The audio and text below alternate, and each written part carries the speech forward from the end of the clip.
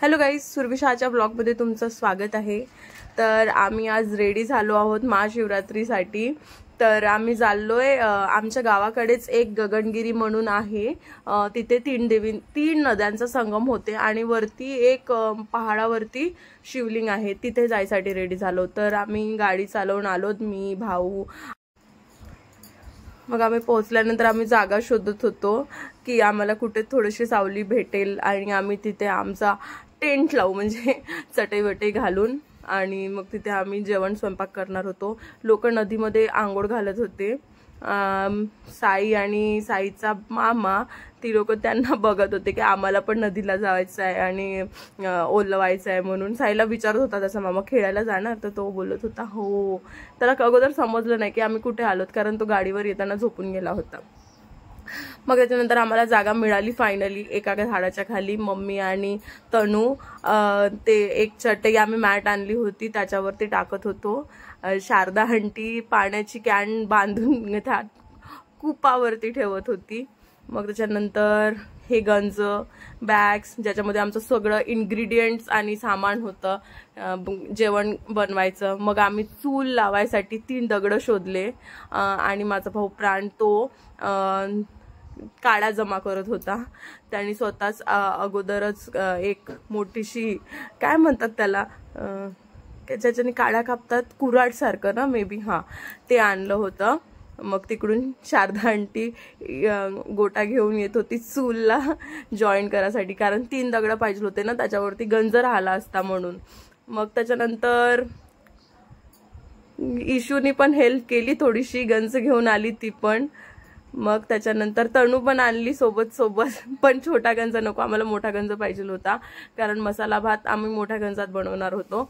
मसाला भातच बनवणार होतो, कारण की जास्ती आयटम बनवला तर तेवढाच त्रास झाला असता, आणि मसाला भात काय सगळं काय एकासोबत टाकून घ्या आणि बस झालं। मग त्याच्यानंतर आता ती लोक तांदूळ भिजत होते। ही रीना आंटी आहे, ह्या बाळू अंकलच्या वाईफ आहेत। बाळू अंकल आले नव्हते आमचे, ते अजून एक अंकल आहेत। इशू आणि इशूची मम्मी आली होती, तिचे पप्पा पण आले नव्हते आणि आमचे पप्पा सुद्धा आले नव्हते। मग मला तिथे बोरवेल, म्हणजे बोरवेलच म्हणतात ना याला, हँडपंप, हँडपंप मिळाली। मग मी तनूला बोलले की तू मोबाईल पकड आणि मग मी हँडपंप काय करते, हँडपंप सुरू करते। मग त्याच्यानंतर मी पाणी घेऊन आले त्यांनी। मग आमचा साई तो पण काड्या बघत होता, तोडत होता की मला पण काड्या जमा करायच्या आहेत मामासारख्या। मी त्याला बोलले थोडं डान्स करून दाखव, बोलतो नो नो नो नो असा बोलला, आणि मग झालं। मग त्याच्यानंतर आम्ही चुलीची पूजा केली, तिथे हळद कुंकू लावून एक अगरबत्ती लावली। तो कंटाळून गेला होता साई म्हणून रडत होता। मग त्याच्यानंतर मी तुम्हाला सगळं व्ह्यू दाखवते। आम्ही पाणी भरायला जाणार होतो नदीतला, म्हणजे ऍक्च्युली नदीतला नाही, नदीच्या बाजूला। मग त्याच्यानंतर नदी भेटली, साई खूप मस्ती करत होता पाण्यामध्ये, खूप एन्जॉय केली त्याने, म्हणजे तो खुश झाला। नेमकं त्याला मोकळा सगळं काही भेटलं ना खेळायसाठी म्हणून। मग इशू पण त्याच्यासोबत मस्ती करत होती। त्या लोकांचे ड्रेस ऑलरेडी आम्ही आणले होते, कारण आम्हाला माहिती होतं ना की तिथे पाणी आहेत म्हणून त्याच्यामुळे आम्ही अगोदरच त्यांची अरेंजमेंट केली। त्याच्या तोंडानाकात पाणी चाललं गेलं होतं। मग याला म्हणतात चुहा असं काहीतरी म्हणतात, मला पण नेमकं माहिती नाही, की रेतीमध्ये असं आतमधपर्यंत खोल करायचं आणि त्याच्यानंतर तो पाणी घ्यायचा, म्हणजे नदीतलं न घेऊन डायरेक्टली रेतीमध्ये पाणी घ्यायचं। मग चूल पेटली होती, आम्ही पाणी आणायला गेलो होतो तिथपर्यंत, आणि स्वयंपाक आचारी आजचे होते आमचे भाऊ, कनिष्ठ भाऊ गंधर्व। त्यांनी सगळा मटेरियल टाकला। तो भाजी नेमकी तिखट आणि खारट दोन्ही बनवतो, म्हणून त्याला अगोदरपासूनच इन्ग्रेडियंट देतो, इन्स्ट्रक्शन्स होते त्याला की थोडं कमी म्हणून। तिथल्या गावातल्या लोकांनी एक खूप छान मंदिर पण बांधलं आहे तिथे ब्रह्मदेवताचं आणि साईबाबांचं आणि विठ्ठल रुक्माई पण आहे तिथे। तर ते पण मंदिर खूप मस्त बांधलं आहेत। मतलब इथल्या गावातले 90% लोक शेतकरीच आहेत, म्हणून ती लोक म्हणजे एवढं चांगलं म्हणजे नियोजन करतात ना या टायमाला, खूप छान। तर हे तिथे त्रिशूल आहे, तिथे एक जागी हवन पण सुरू होतं, ती जे झोपडी दिसते तिथे हवन सुरू होतं। तिथे खेळण्याचे दुकानं होते छोटे छोटे, चांगलाच महाशिवरात्रीच्या निमित्ताने चांगलाच म्हणजे मेळा भरल्यासारखा भरला होता। लोक पण खूप सारे होते, म्हणजे ठीक आहे, जास्त गर्दी मला पण तशी आवडत नाही. गर्दीत म्हणजे असं सफोकेट होत राहतो. कारण मला मेट्रो सिटी म्हटल्यानंतर ना, मेट्रो सिटीतून गावाकडे येणं म्हणजे थोडीशी शांती आणि थोडंसं हवेशीर वातावरण. ही लोक नैवेद्य दाखवत होते, म्हणजे तिथे जेवढे पण लोक जेवण बनवतात त्याच्यानंतर ती लोक त्या अगोदर देवाला देतात, देवाला नैवेद्य दाखवतात, त्याच्यानंतर स्वतः खातात. ते तसंच होतं. आणि इकडे तिकडे म्हणजे परिसरात सगळीकडे लोक जमा होते, जेवण करत होते. मग हा मला मुलगा भेटला, त्यांनी एवढा चांगला नारळ फोडला. मी त्याला म्हटले की अजून एकदा फोड, मी तुझा व्हिडिओ काढते. तो एवढ्या जोराने दम लावला की बिचाराच्या हाताला पण लागलं असेल, पण काही बोलला नाही तो. तेव्हा किती ताकद लावताय तो. मग आम्हाला आईस्क्रीम वाला दिसला, म्हणजे नेमका तो आईस्क्रीम नाही, बटरस्कॉच, चोको चिप्स हे ते. आणि आम्ही मग सचिन अंकल, इशू, मी आणि शारदा आंटी निघालोत. सचिन अंकल, इशू आणि शारदा आंटी हे एक फॅमिली आहे, small family, husband wife and baby त्यांची. तर आम्ही चौघे पण निघालोत. आम्हाला पाहिजे होती आईस्क्रीम. ही म्हणजे नॉर्मल आईस प्रोडवाली आईस्क्रीम, म्हणजे जे आईसमध्ये जे फ्लेवर करून जे आईस्क्रीम टाकतात ती वाली. लहानपणी खूप खात होतो. म्हणजे आता नेमकी 5 रुपयाची झाली आहे. अगोदर भेटत होती 1 रुपये 8 आण्याला, आणि आता एवढी महाग झाली आहे, म्हणजे काहीच महागाई वाढते. मी ऑरेंज कलरची घेतली, मला ऑरेंज आवडली होती. तर मग त्याच्यानंतर आम्ही परत आलो. बाकी सगळ्यांसाठी पण आईस्क्रीम घेऊन आलो. सगळे बसून होते आणि सगळ्यांना पण आईस्क्रीम पाहिजेलच होती सगळे, कारण गरमीने एवढे बेहाल झाले होते सगळ्यांचे. कारण टेम्परेचर ॲक्च्युलीमध्ये खूप वाढला होता, म्हणजे वाढलाच आहे. आमच्या विदर्भामध्ये टेम्परेचर वाढतोच. मग तर सगळे आता एन्जॉय करत होते आमची आईस प्रोट मतलब आईस्क्रीम, ते सगळे खाऊन. बच्चूला पण पाहिजे होती, त्याला सर्दी खोकला आत्ताच थांबला होता, पण तरी सुद्धा आता सगळे खात असताना त्याला थोडी ना सोडू शकतो आपण ना. तर म्हणजे त्याला पण दिला, पण तो त्याच्या मामाला चारून देत होता. मग त्याच्यानंतर इशू पण एन्जॉय करत होती, मग शारदा आंटी, मग मम्मीनी पण खाल्ले. मम्मीचा इवन दम्याचा प्रॉब्लेम असून तरी तिने पण सुद्धा खाल्ले. मग त्याच्यानंतर आम्ही असंच करत टाइमपास झाला आमचा. मग त्याच्यानंतर आम्ही विचार केला की आता बसण्यापेक्षा स्वयंपाक तर झालाच होता, आमचा मसाला भात नेमका कधीचाच झाला होता. म्हणून मग आम्ही वरती गेलोत, म्हणजे वरती जे टेकडीवरती जे शिवलिंग आणि शिव भगवानची जी मूर्ती होती ते बघायला. तर सगळेच नाही, म्हणजे मम्मी नाही, मम्मीचं नीचं ऑपरेशन झालंय, तर मम्मी तर जाऊ शकत नव्हते.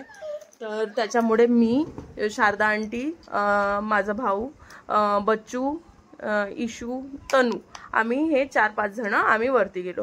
वरती जायला पण आम्हाला वाटलं की काहीच नाही, नॉर्मल असणार म्हणून, पण खूपच अशी मोठी चढाई होती, म्हणजे अशी सरळ चढाई होती. फोनमध्ये दिसत नाहीये, पण ते खरंच खूपच कठीण गेलं, अवघड गेला. आणि मी तर एवढा वेट गेन केला आहे ना, तर माझ्यासाठी तर अजून डिफिकल्टी झाली. बरं झालं याच्यानी का ऋतिक गेला होता, तर म्हणजे माझा भाऊ, तर त्यांनी साईला पकडलं.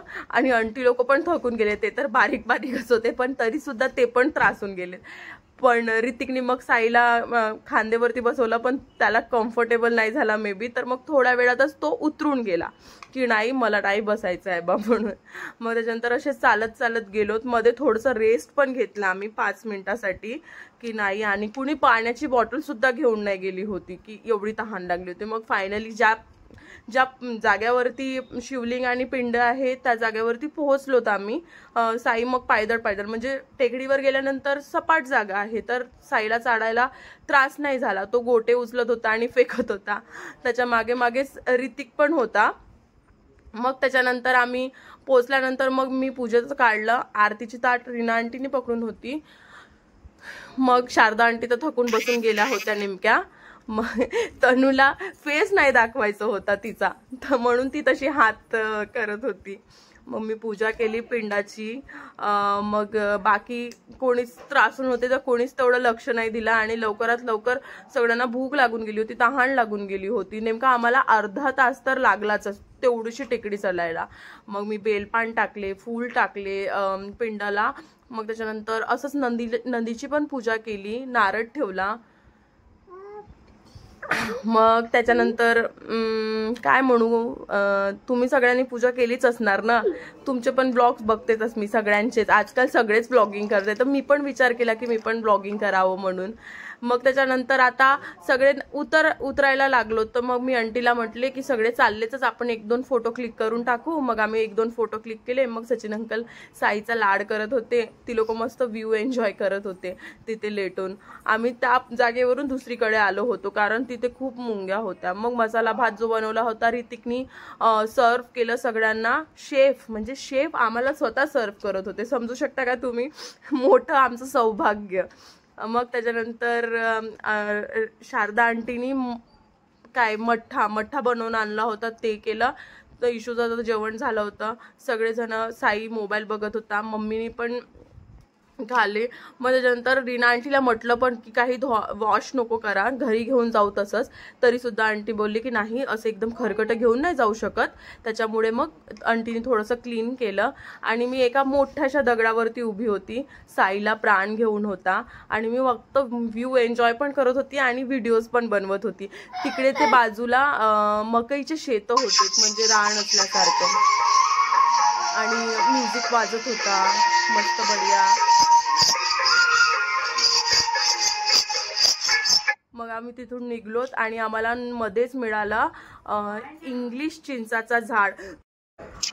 अगोदर त्यांनी नकोच म्हटलं तोडायला, कारण खाली खूपच कचरा होत होता. पण चिंच पाहून आम्ही त्यांना कन्व्हिन्स करून कसं तरी, काकू नाही तोडू द्या, आम्ही झाडून जाऊन असं बोलून मग नेमकं तोडलंय तर. आणि ओळखी पण निघाली त्यांची, ते पप्पांना ओळखत होते माझ्या.